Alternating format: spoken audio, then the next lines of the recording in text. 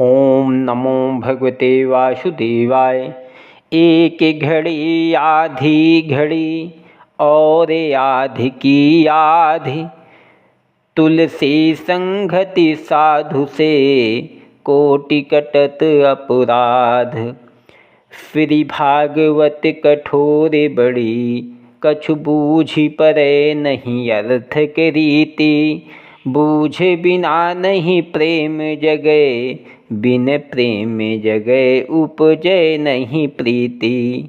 अप्रीति बिना नहीं काम सरे, बिन काम सरे न सरे जग नीति। ओम नमो भगवते वासुदेवाय।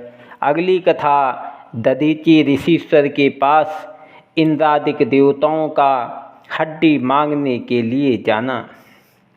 सुखदेव जी ने कहा, हे परीक्षित, इंद्र नारायण जी का वचन सुनते ही सब देवताओं समेत दधीचि ऋषीश्वर के पास गया और दंडवत करके विनय किया, हम लोग आपसे आपके पास भिक्षा मांगने आए हैं। अपने कल्याण के लिए तुम्हारे शरीर का हाड़ चाहिए।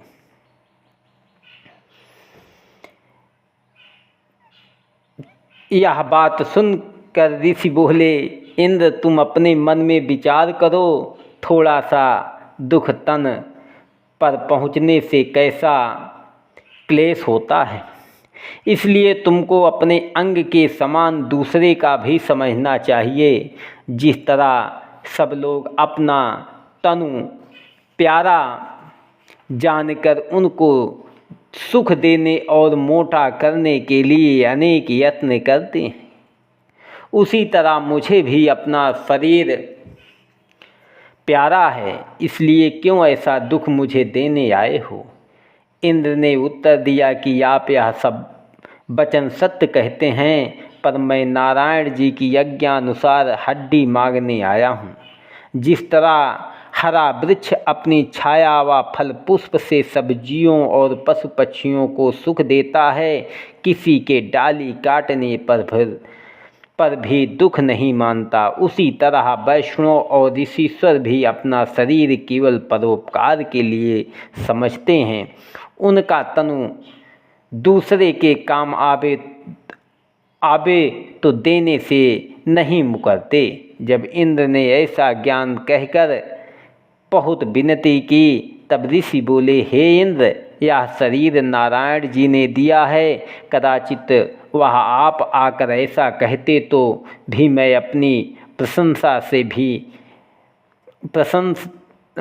से न मानता, पर ऐसा समझकर तुम्हारा कहना मानता हूँ कि यह तनु सदा स्थिर न रहेगा, एक दिन अवश्य इसका नाश होगा। और इससे और क्या उत्तम हो सकता है जो तुम्हारे काम आवे। मैं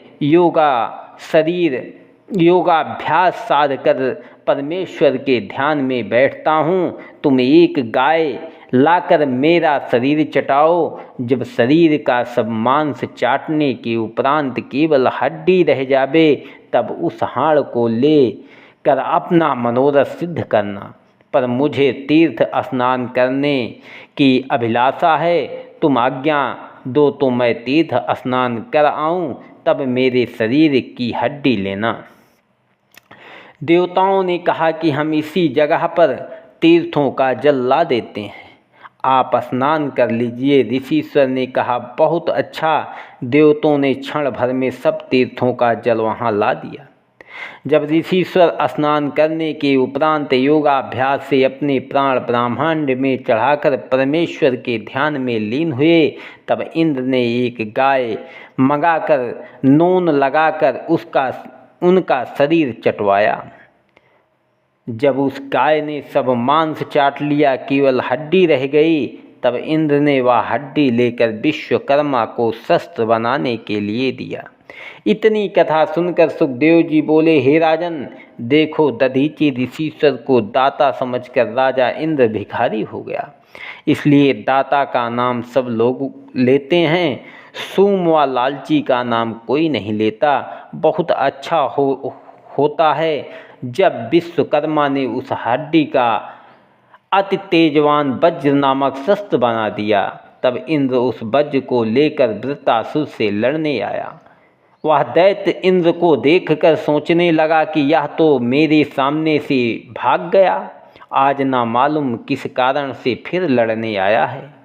वृत्तासुर ने निमोची, दुर्मुदा और विप्रचिति आदि दैत्यों को अपने साथ लेकर देवताओं से बड़ा भारी युद्ध किया।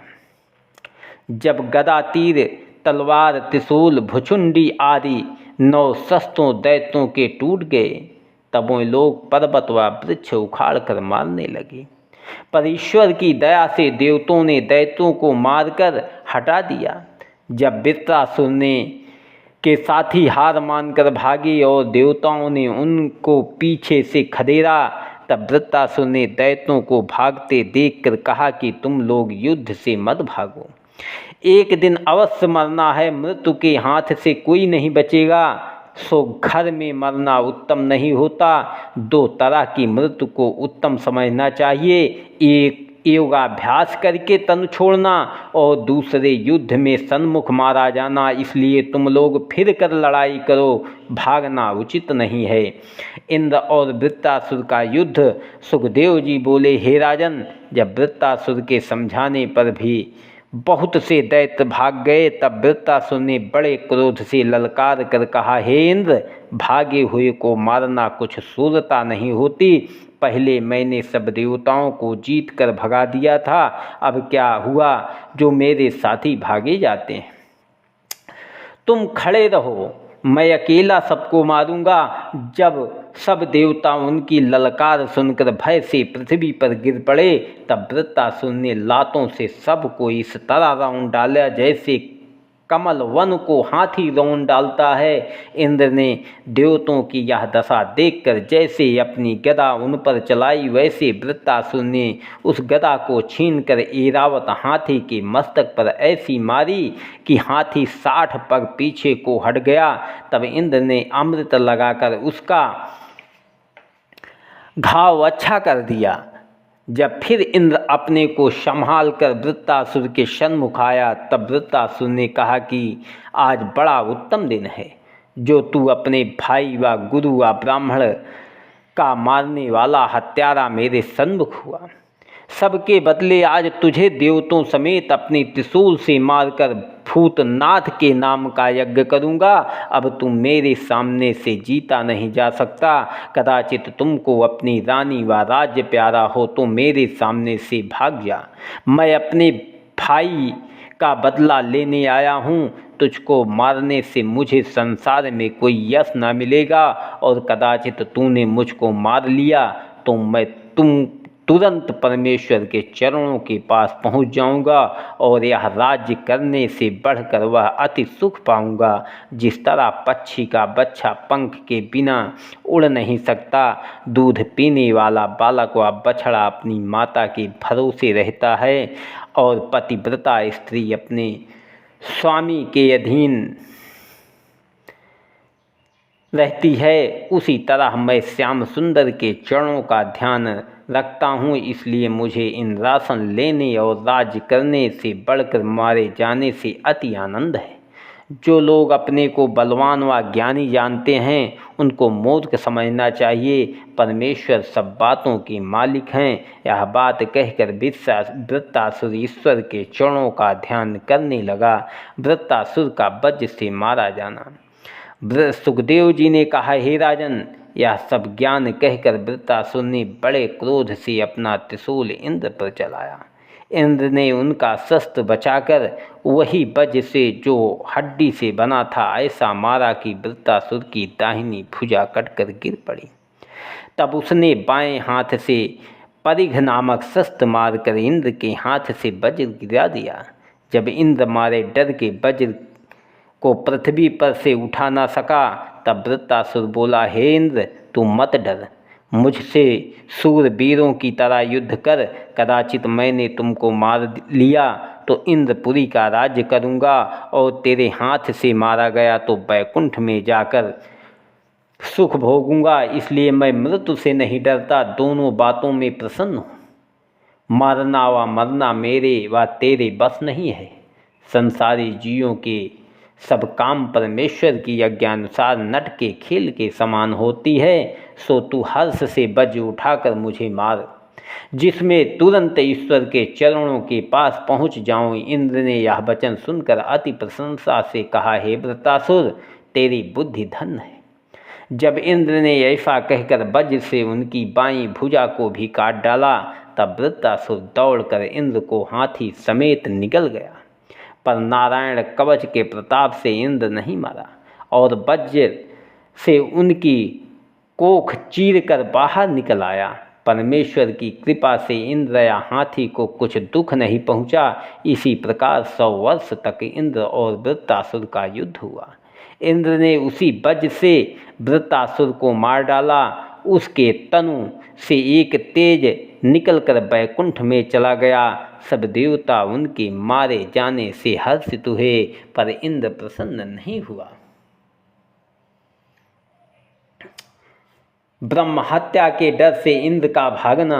राजा परीक्षित इतनी कथा सुनकर बोले, हे मुनिनाथ, इंद्र ऐसे बलि शत्रु को मारकर क्यों नहीं प्रसन्न हुआ। सुखदेव जी बोले, हे राजन, वृत्तासुर दैत्य को तुष्टा ब्राह्मण ने उत्पन्न किया था, इसलिए वृत्तासुर के मरते ही वृद्धा रूप ब्रह्म हत्या, जिसकी योनि से रक्त बहता और अंग से सड़ी मछली की दुर्गंध आती थी, लोहे का गहना पहने हुए इंद्र के पास आकर उसे निगलने के लिए दौड़ी। इंद्र उसके डर से भागा और वृद्धारूप हत्या ने उनका पीछा किया। जब इंद्र ने उनको हाथ से अपना बचाव कहीं ना देखा, तो पूर्व व उत्तर के कोने पर मानसरोवर तालाब में जाकर कमल नाल में छिप रहा और वह हत्या भ्रमण रूप होकर उस फूल के चारों ओर गूंजने लगी। इस कारण इंद्र उसके भय से बाहर नहीं निकल सकता था। जब वह क्षुधा व तृषा से अति दुख पाने लगा, तब लक्ष्मी जी ने उनका पालन किया। जब इंद्र के छिपे रहने से इंद्रासन सूना हो गया, तब ऋषिश्वर ने वहाँ का राज्य राजा नहुस को देने का विचार करने उनसे कहा कि हम लोग तुझे इंद्रासन पर बैठाना चाहते हैं। राजा ने उत्तर दिया कि मुझे देवलोक में राज्य करने की सामर्थ्य नहीं है। यह वचन सुनकर ऋषिश्वर बोले कि हम लोग अपने तप व जप का फल तुझे देंगे, तब वहाँ का राज्य करने योग्य हो जाएगा। जब ऋषिश्वरों ने अपने तप का थोड़ा थोड़ा पूर्ण नहुस को देकर उन्हें इंद्रासन पर बैठा दिया, तब उसने इंद्राणी पर मोहित होकर उनसे कहला भेजा कि अब मैं इंद्र की जगह पर राजा हूँ, तुम मेरे पास क्यों नहीं आती। यह बात सुनते ही पतिव्रता इंद्राणी ने, जो अपने स्वामी के सिवा दूसरे को नहीं चाहती थी, नहुस के भय से गुरु बृहस्पति के पास जाकर विनय किया, महाराज, राजा नहुस मनुष्य होकर मुझे भोग करने के लिए बुलाता है। जिस उपाय से मेरा पतिव्रत धर्म बचे वह यत्न कीजिए। बृहस्पति बोले, तू राजा नहुस से कुछ दिन की अवधि मांग ले, मैं इंद्र को फिर गद्दी पर बैठाने का उपाय करता हूँ। उनकी आज्ञानुसार इंद्राणी ने कुछ दिनों की अवधि मांगकर उन्हें प्रसन्न किया। बृहस्पति ने अग्नि को इंद्र का पता लगाने के लिए भेजा।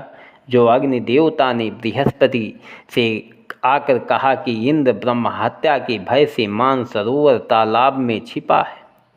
जब इंद्र का समाचार आने तक अवधि के दिन बीत गए और नहुस का मनुष्य फिर इंद्राणी का बुलाने गया, नहुस का मनुष्य फिर इंद्राणी को बुलाने गया, तब उसने बृहस्पति जी की आज्ञानुसार राजा को कहला भेजा कि मनुष्य 100 राज सूर्य व अश्वमेघ यज्ञ करने से इंद्र होता है। सो तुम यज्ञ किए बिना देवलोक का राज्य करते हो, इसलिए तुम सुखपाल में बैठकर ब्राह्मणों के कंधे पर मेरे यहाँ आओ, तब मैं तुम्हारे पास रहूँ। राजा ने कहा, काम के बस होकर पाप व पुण्य का कुछ विचार नहीं किया। बहुत से ऋषिश्वर व ब्राह्मणों को अपने सुखपाल में बरजोरी लगाकर इंद्राणी के स्थान पर चला। ब्राह्मणों ने कभी बोझा नहीं उठाया था, इस कारण जल्दी नहीं चल सकते थे। जब राजा ने काम के में अंधा होकर ऋषिश्वरों को चरण से ठोकर मारकर कहा कि जल्दी जल्दी चलो। तब ऋषिश्वरों ने उनका अधर्म देखकर राजा को श्राप दिया कि तू सर्प हो जा। यह वचन उनके मुख से निकलते हुए वह सर्प होकर पृथ्वी पर गिर पड़ा। इंद्राणी का पतिव्रत धर्म परमेश्वर ने बचाया। बृहस्पति जी ने मान सरोवर तालाब पर जाकर कहा कि हे इंद्र, तुम कमल नयन से बाहर आओ। इंद्र ने दंडवत करके विनय किया कि महाराज, मैं ब्रह्म हत्या के भय से बाहर नहीं आ सकता। यह वचन सुनकर बृहस्पति जी बोले कि तू मत डर, अश्वमेघ यज्ञ करने से यज्ञ पुरुष अनेक प्रकार के पाप छुड़ा देते हैं। सो मैं भी यज्ञ करा के तेरा अपराध छुड़ा दूंगा। इंद्र के बृहस्पति जी की यज्ञानुसार तालाब से निकलकर परमेश्वर अश्वमेघ यज्ञ किया। तब वह ब्रह्म हत्या से छूटकर फिर दिव्य रूप हो गया और देवलोक का राज्य करने लगा। ओम नमो भगवते वासुदेवाय।